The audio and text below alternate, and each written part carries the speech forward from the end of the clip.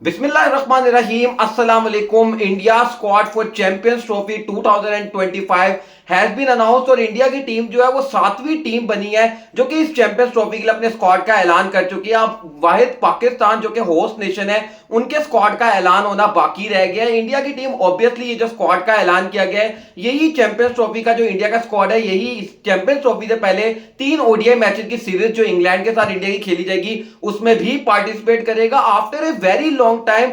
शायद पिछले अगर आप एक डेकेड की बात करें उसके अंदर पहली मर्तबा ऐसा देखने को मिला है कि इंडिया की टीम के अराउंड जो है वो बहुत ज्यादा अनसर्टेनिटीज थी कि आया वो प्लेयर होगा या ये प्लेयर होगा, इस प्लेयर को टीम से बाहर किया जाएगा। लेकिन कहीं ना कहीं कुछ इंडियन मीडिया आउटलेट की तरफ से तो मैं यहां तक देख रहा था कि वो कप्तान को लेकर भी कुछ क्वेरीज फैला रहे थे कि भाई शायद जसप्रीत बुमराह को भारतीय टीम का कप्तान बना दिया जाएगा और रोहित शर्मा को इंडियन टीम का कप्तान नहीं बनाया जाएगा। लेकिन उन तमाम तर चीजों को आज खात्मा हुआ जब इंडियन स्क्वाड का ऐलान हुआ। It's a very well balance squad, मतलब आप अगर देखें तो ऐसे लग रहा है सही मायने में चैंपियंस ट्रॉफी के लिए चैंपियंस के स्क्वाड का ऐलान किया गया, चैंपियन क्रिकेटर्स का ऐलान किया गया। ऑल्दो ऑन पेपर अगर आप बात करें तो very strong side Indian team, but अगर राइट नाउ कुछ प्लेयर्स की फॉर्म की बात करेंगे लाइक विराट कोहली, रोहित शर्मा, तो कुछ प्लेयर्स की फॉर्म के ऊपर इस वक्त क्वेश्चन मार्क लगा हुआ है। बट देन अगेन हम जब फॉर्म की बात करते हैं तो उनकी टेस्ट क्रिकेट की फॉर्म को देखने के बाद हम ये बात कर रहे हैं, जबकि one day cricket is totally different game. आप जो लास्ट इवेंट खेला था इंडिया ने वनडे टूर्नामेंट का तो याद रहे कि वहां पर जो पूरी दुनिया का जो लीडिंग रन गेटर था यानी कि विराट कोहली था वर्ल्ड कप के अंदर, और जो सेकंड लीडिंग रन गेटर थे वो रोहित शर्मा थे। तो व्हाइट बॉल की फॉर्म इन दोनों ही बल्लेबाजों की इतनी ज्यादा बुरी नहीं है अगर हम ओडीआई वर्ल्ड कप की तरह देखें, क्योंकि उसके बाद से लेकर अब तक इंडिया ने ओडीआई क्रिकेट खेली नहीं है। मतलब आपको जानकर हैरानगी होगी कि since that ODI world cup जो 2023 में हुआ था तब से लेकर अब तक इंडिया ने बीच में सिर्फ 3 वनडे मैचेस खेले हैं।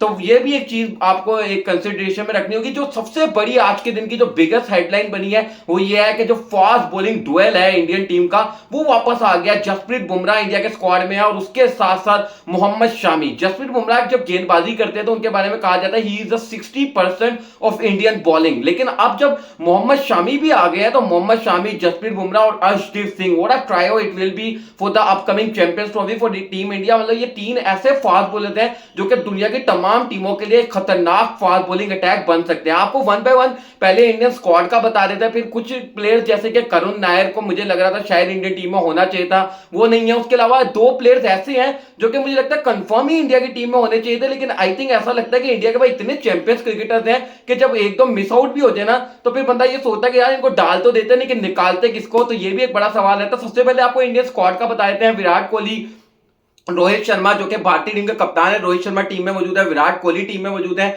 उसके साथ साथ हम लोग बात करें केएल राहुल, यशस्वी जायसवाल, शुभमन गिल, ऋषभ पंत, हार्दिक पांड्या, ये इंडियन टीम के स्क्वाड में दिखाई दे रहा है। जो स्पिनर के डिपार्टमेंट की हम लोग बात करें जो एक इंडिया ने स्पेशलिस्ट स्पिनर पिक किया वो एक ही है इंडिया की टीम में। ये भी एक हैरानगी की बात है, कुलदीप यादव को इंडिया की टीम में एक स्पेशलिस्ट स्पिनर के तौर पर रखा गया। लेकिन देन अगेन जो 3 ऑलराउंडर है स्पिनिंग ऑलराउंडर वो इतने बेहतरीन ऑलराउंडर है, मतलब गेंदबाजी के लिहाज से भी अक्षर पटेल है। उसके साथ साथ हम लोग बात करें तो यहां पर हमें रविंद्र जडेजा दिखाई दे रहे हैं और वॉशिंगटन सुंदर। तो टोटल ओवरऑल बेसिकली इंडिया ने 4 स्पिनर्स पिक किए हैं, लेकिन जो एक स्पेशलिस्ट स्पिनर की बात होती है वो एक ही है, कुलदीप यादव। यहां पर मुझे लगता है कि एक जो मैं कहता हूं इंडिया की टीम में चेंज होनी चाहिए थी, उसके बाद चले आगे चल के बात कर लेंगे। उसके साथ साथ जो इंडिया का फास्ट बॉलिंग अटैक है वहां पर बुमराह दिखाई दे रहे हैं, वहां पर अर्शदीप सिंह है जैसे मैं आपको बता चुका हूं, और मोहम्मद शामी भी इंडिया के स्क्वाड में हमें दिखाई दे रहा है। श्रेयस अय्यर भी इंडिया की टीम में एज अ बैटर पिक किए गए हैं। Shreyas Iyer bye the way India के प्लेइंग 11 का भी हिस्सा होंगे। अब जो फ्लॉज मुझे इंडिया के स्क्वाड में 2-3 ही नजर आ रहे हैं वो भी छोटे छोटे से हैं। नंबर 1 तो ये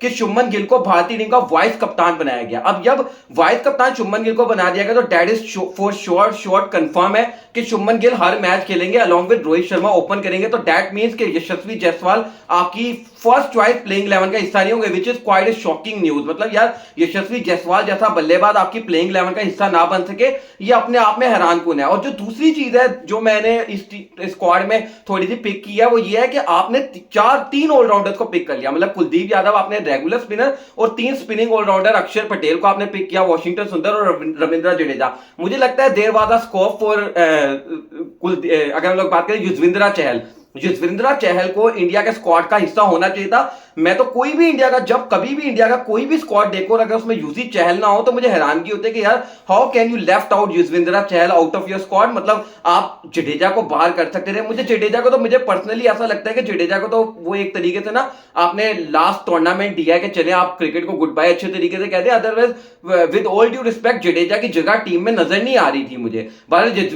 आप कुलदीप यादव के को आपने पिक किया रविंद्र जडेजा के साथ साथ अक्षर पटेल, उसके साथ साथ वाशिंगटन सुंदर, अक्षर पटेल या रविंद्र जडेजा, इन तीनों में से किसी एक की जगह आप युजवेंद्र चहल को पिक कर सकते थे। और जो दूसरी चीज मुझे इंडिया के टीम में लैप नजर आया वो ये है कि आपने केएल राहुल को और उसके साथ साथ ऋषभ पंत को as a wicket keeper pick किया। हालांकि जो संजू सैमसंग है वो रेड हॉट फॉर्म में नजर आ रहे थे, उनको भी इंडियन स्क्वाड में होना चाहिए था। अब आप किसको बाहर करते, ऋषभ पंत को बाहर करते, केएल राहुल को। मुझे लगता है कि ऋषभ पंत की जो रेड बॉल की फॉर्म है वो तो कमाल है, मतलब जो टेस्ट क्रिकेट में उनकी खिदमत है, लेकिन अभी तक ऋषभ पंत ने वनडे और टी20 क्रिकेट में उस तरह की परफॉर्मेंस नहीं दी। तो ऋषभ पंत की जगह आप पिक कर सकते थे संजू सैमसंग को। उसके साथ करुण नायर, जिस तरीके से उन्होंने रणजी ट्रॉफी में परफॉर्मेंस दिया, मतलब यार 750 की एवरेज से रन बनाया, माय गॉड, मतलब 750 की एवरेज सुनने में भी अनबिलीवेबल लगता है। तो करुण नायर ने 5 सेंचुरीज लगाई या फिर फाइनल के अंदर 82 रनों की इनिंग्स खेली नॉट आउट। और वैसे बाय द वे वो पूरे टूर्नामेंट में सिर्फ एक दफा आउट हुए हैं करुण नायर और 5 सेंचुरीज लगाई हैं। तो उनके बारे में लोग बात कर रहे हैं शायद उनको पिक किया जा सकता था। करुण नायर के हवाले से आपको एक और चीज बता दूं कि ही वाज द, जो करुण नायर थे वो अपने इब्तिदा में जब उन्होंने इंडिया के लिए टेस्ट डेब्यू किया था तो ट्रिपल सेंचुरी बनाई थी, लेकिन उसके बाद वो इंडियन स्क्वाड से बाहर हुए, गायब हो गए। तो करुण नायर का लग रहा था कि शायद चैंपियंस ट्रॉफी में कोई चांस बन जाए, लेकिन करुण नायर का लिए मैं इतना इसलिए सरप्राइज नहीं हूं क्योंकि वो ऑल ऑफ अ सडन आए थे। और कल सचिन तेंदुलकर ने बाय द वे उनके हवाले से एक ट्वीट भी किया था कि करुण नायर को इंडियन स्क्वाड में होना चाहिए। अच्छा, जो एक और सरप्राइज है इंडियन स्क्वाड में जिसके बारे में मैंने अभी तक जिक्र नहीं किया, सूर्या कुमार यादव इंडियन स्क्वाड में नहीं है यार। That is surprising. मतलब सूर्या कुमार यादव जैसा नाम जिसको आपने अपना टी20 का कप्तान बना दिया, मिस्टर 360, कितनी बातें उनके हवाले से की जाती हैं, लेकिन उनका ओडीआई स्क्वाड में ना होना और खास तौर पर उस समय पर ना होना जबकि आपने जो लास्ट टी20 टूर्नामेंट जीता था विद दैट कैच जो सूर्य कुमार यादव ने पकड़ा था। ऑल्दो खैर कैचेस की वजह से आप स्क्वाड तो नहीं बनाते, लेकिन मतलब सूर्य कुमार यादव का वैसे भी एक वाइटल रोल रहा है हमेशा से इंडियन क्रिकेट में जब से उन्हें डेब्यू किया है। तो सूर्य कुमार यादव का इंडियन स्क्वाड में ना होना, बट देन अगेन वही वाली मैं बात करूं ना कि इतने चैंपियंस क्रिकेटर्स इंडिया के पास मौजूद हैं कि फिर जो लेफ्ट आउट हो जाते हैं ना उनके बारे में आप क्वेश्चन तो रेज कर सकते हैं, बट आप खुद भी कंफ्यूज ही हो जाते हैं कि यार अगर ये आता तो किसकी जगह आता। मतलब ऋषभ पंत की जगह अगर आप ये संजू सैमसन को डाल भी देते तो सवालात तो फिर भी उठने थे। अगर आप अक्षर पटेल को बाहर करके फॉर दैट मैटर अगर आप यूजी चहल को सेलेक्ट कर भी लेते तो सवाल तो तब भी उठने थे क्योंकि ये भी चैंपियन क्रिकेटर हैं। लेकिन अगर आप ओवरऑल इंडियन स्क्वाड को देखते हैं, इट्स अ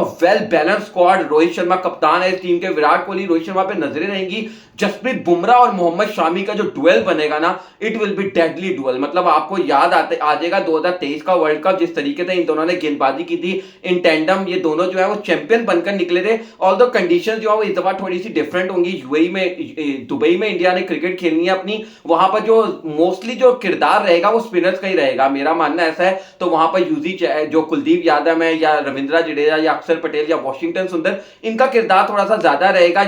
और यशस्वी जायसवाल ने अभी तक इंटरनेशनल क्रिकेट में डेब्यू नहीं किया when it comes to ODI cricket. और बाय द वे मुझे ऐसा लग रहा है कि चैंपियंस ट्रॉफी में भी ना यशस्वी जायसवाल का डेब्यू करना थोड़ा मुश्किल ही दिखाई दे रहा है, क्योंकि अगर आपने शुभमन गिल को वाइस कप्तान बनाया है, मुझे लगता है यशस्वी जायसवाल को अब वेट करना पड़ेगा रोहित शर्मा की रिटायरमेंट तक का ओडीआई क्रिकेट में डेब्यू करने के लिए। या फिर खैर बाय द वे वैसे तो खैर जब आप कोई छोटी टीम के खिलाफ खेलेंगे वहां रोहित शर्मा टीम का हिस्सा नहीं होंगे तो यशस्वी जायसवाल खेल सकते हैं, लेकिन चैंपियंस ट्रॉफी में यशस्वी जायसवाल का डेब्यू होना मुश्किल दिखाई दे रहा है। वीडियो को लाइक करेगा, चैनल को सब्सक्राइब करके बेल आइकन को लाजमी करेगा। मुलाकात करते हैं नेक्स्ट वीडियो में, तब तक के लिए अल्लाह हाफिज।